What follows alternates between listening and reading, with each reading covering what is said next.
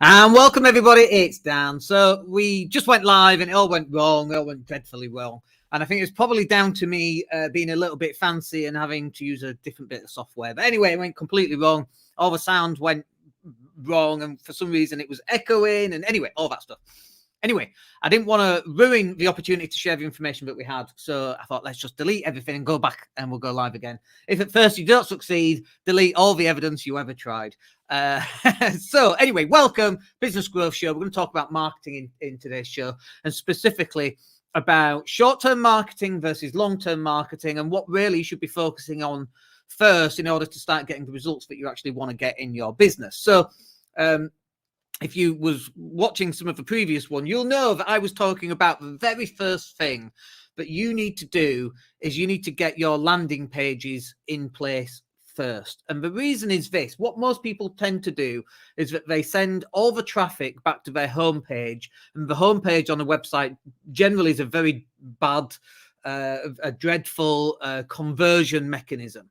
Sure, you might have 8 or 9 different products and various services, and you put them all on your homepage. And sure, of course, the person visiting the website, well, they should just know to read through everything and click on the right thing. But we know that that doesn't happen. We know that within at least the first 7 seconds, 93% of people just disappear.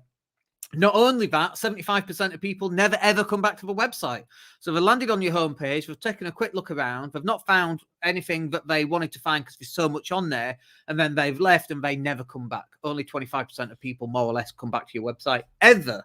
Okay, so what you want to be doing instead of driving people to your homepage is you want to be driving people to a very specifically designed landing page. And that landing page should be to help the person go to the next step, whatever that next step happens to be. So, for example, imagine that you're on Facebook and you see something and it says, download your free guide, our free 2-page cheat sheet on how to grow your business on Instagram. And you think, yeah, I want to grow my business on Instagram. So you click the link and then it takes you directly to a landing page. And on that landing page, all it is a form for you to fill in with your name, your email address. It might have a phone number on there, and it might have a picture of a free 2-page guide. You put in your details and then you can download the guide. That's what you should be doing, except most people don't do that. They're trying to sell this and trying to sell that. And well, we do this and we do this and we do this wonderful thing. And you're overwhelming people. You're blowing people out of the water, and they don't have patience to look at that. They just want this 2-page download guide on how to make money on Instagram. That's it. So give them that. And now you've got an email address, which is really cool. So you can continually email them. You can continue to nurture your potential clients. And then also what we personally do is we actually redirect them over to our private Facebook group. So if you sign up for something, usually for free, for me, it will redirect either to a thank you page, and we might have a one-time upsell on that thank you page, or it will just redirect people over to the Facebook page, because now we've got their email address, so we can email them. And in addition to that, we've also got them inside our Facebook group, which is where a lot of our engagement can take place. And we know for a fact that most people inside our Facebook group are either previous people who've bought stuff, or the people who, when they are going to buy, they're going to buy it from us because they're in our Facebook group. And so it's a great place for us to nurture our potential contacts. And most people haven't got this. They're just sending people to the web page, or even worse, they're sending them to a page that says, buy my stuff. And, you know, unless you've actually built trust and honesty and credibility and all that good stuff, likability and so on, people aren't buying. They're going to land on your web page and then they're going to bounce off, like, you know, within the first 7 seconds. So it should always be about selling the next step. And the next step can be the next simple step. So if you think about it like this, if you're on Tinder or Match.com, the whole point of being on that is to get people to click on you so that they like you and express an interest, right? This is exactly the same in business. Then you communicate with one another, so you get engagement. And then the whole point of that is to either get a phone call or an appointment of some kind or a date of some kind, right? Dating and being in business are very, very similar. Most people on Tinder, they're trying to go, or Match.com, they're trying to go straight to naming their children and what day we're going to get married on. Imagine doing that on Match.com. It's just never going to work. But that's what people are trying to do in their business, and then they wonder why their business fails. You got to date your customers, and I don't mean properly date them, but you got to build rapport and trust and honesty and likability and all that good stuff. And that has to take place over a period of time. Otherwise, it's forced and it just doesn't work. So this is short-termism. This is the short-term stuff that you need to do. And one of the problems I see in marketing is that a lot of people simply live on short-termism. And that's it. They just do all the short-term stuff and literally that's it. And 5 years from now, they're still living on short-term stuff. And then they have to come up with new things again and again and again. This is definitely not what you want to do. Now, we will come up with a list of longer-term stuff in a few moments, but let's just stick with the short-term stuff. So now you've got a landing page, it converts, you're giving something away, you've got a nurture sequence in place, which is email follow-ups, or it's pre-made content that's going to go into your Facebook group and so on, or it's lives like this, for example. Awesome.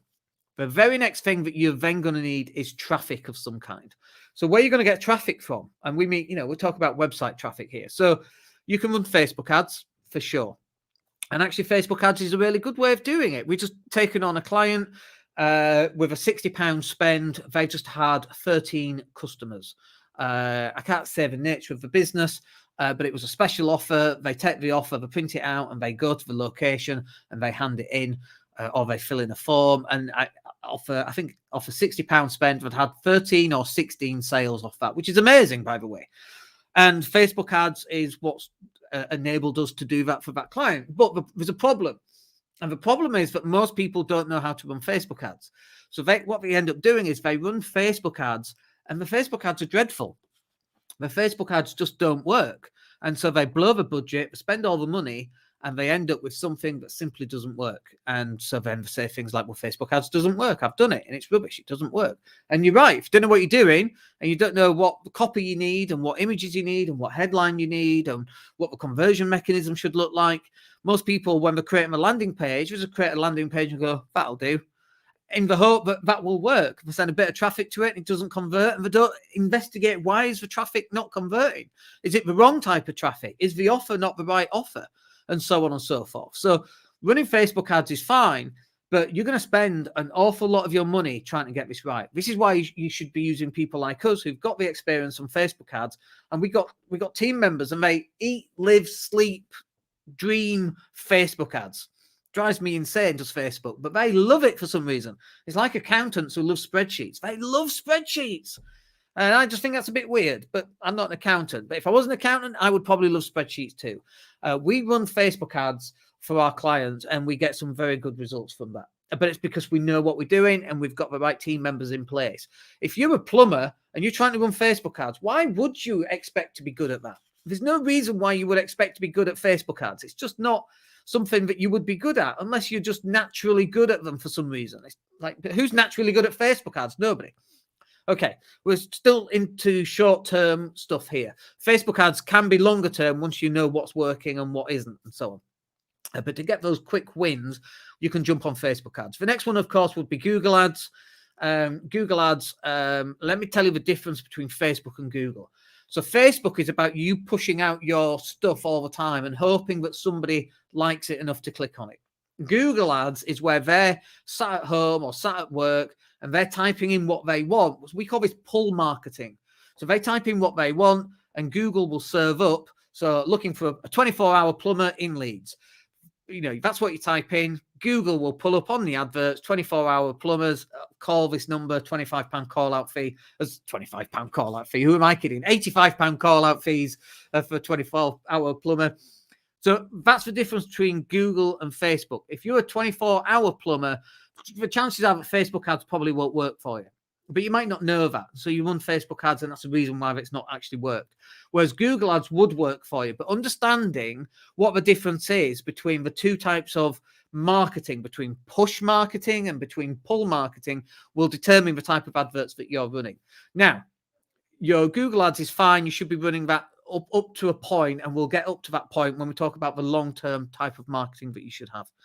The next two are very similar. So you've got image marketing and you've got video marketing. Now, the reason why you should be doing both images and videos is that when someone sees your stuff, they want to know that you're relevant. and that you also still exist.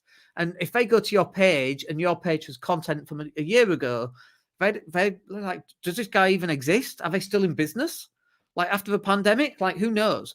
And so you constantly pushing out content will demonstrate to people, hopefully your expertise and that you know what you're talking about, but also that you actually still exist and that you're available to take on more work and that kind of thing. The last one on this short-term stuff is exactly what you're watching now, or might even be what you're listening to, but doing lives on Facebook and on YouTube and on Twitter and on Instagram and wherever else you can do it, LinkedIn, although it's an application process on LinkedIn. But if you can go live, again, it demonstrates that you're available for work and that you're an expert and that you know what you're talking about and so on. The longer term stuff, we'll run through these quickly. When you go live, you should also be pulling out the MP3 and then uploading that to iTunes. The MP3 is the sound file. Then you take that and you upload it to iTunes, you upload it to Stitcher. People can now download it and take it on their mobile device. They can listen to you on the tube or while they're driving and so on. So you're taking something that's been very short term, like this live, and then you're reutilizing the content for something else. And that's a really good long-term way of using the same content over and over again. The next bit would be for search engine optimization. So for example, if you're a plumber in Leeds, you want to use different keywords. So you might want to use things like top plumbers in Leeds, or 24-hour plumbers in Leeds, or leaky tap in LS14, or whatever the postcodes happen to be. And so each page should have its own key phrase. And so if there's 27 postcode areas in Leeds, you should have plumbers in each postcode. That should be a page. And so whatever business you've got, you need to be creating lots of new pages. And so the SEO is what will help you to do that. But there's two parts of SEO. The first part is on-page SEO, so search engine optimization. This is where you have to create new pages. And also there's off-page SEO. And off-page SEO is things like link building and that kind of thing. Now, this is longer term, right? And so what people do is they think, oh, well, SEO is longer term, so I won't start it until a year down the line. It's like, no, you've missed the point. It's like going on a weight loss. If you want to be, if you want to lose a stone in the next 12 months, don't leave it to November, like next year. Don't leave it till month 11 to lose a whole stone. Just lose like, 14 pounds in a stone. So it almost works, but lose just over £1 a month. When you lose a stone in a year, that's obviously what you should be doing. And so what most people do on SEO is they leave it and leave it and leave it. And actually, this is a short-term thinking. They leave SEO. When we ran our lettings agency, we literally drove, I think it was 35,000 unique visitors every single month to our website. And imagine 35,000 people running through your shop every month. It's more than 1,000 people a day, like phenomenal amount of traffic. And that's why the business did so well. But to get to that level, and we ran some Google ads for the furniture packages aspect. Facebook didn't really exist properly back then. And YouTube was just coming out and so on. So we literally ran everything from search engine optimization. And it was me on my laptop creating search engine optimized keywords and phrases and pages using both on-site SEO and off-site SEO. This is the longer term stuff, but the longer term stuff starts today. It doesn't start in a year or 2 years or 5 years. Oh, well, when we get some traction, then we'll do it. And it's like, well, no, you don't get traction until you do it. You got it topsy-turvy. You need to turn it around. It's like I was in a conversation yesterday with a chap, and he was just doing lots of education instead of actually taking action. And if you flip it around and do 90% action and 10% education, your life will fundamentally shift from where it is today. And it's the same on SEO. If you flip it around and start working on SEO today, then in 12 months' time, that's when you gain traction. And most people do it the other way around. They go, well, when I get traction, then I'll do SEO. And it's like, no, that's not how it's going to work. Anyway, that's the order in which I believe you should be doing stuff in. You've got the short-term stuff, everything that we've talked about, and then you've got the longer-term stuff as well. Anyway, I hope that's useful. We'll catch up with you next week. Have yourselves a wicked weekend, and we'll speak to you soon. Take care.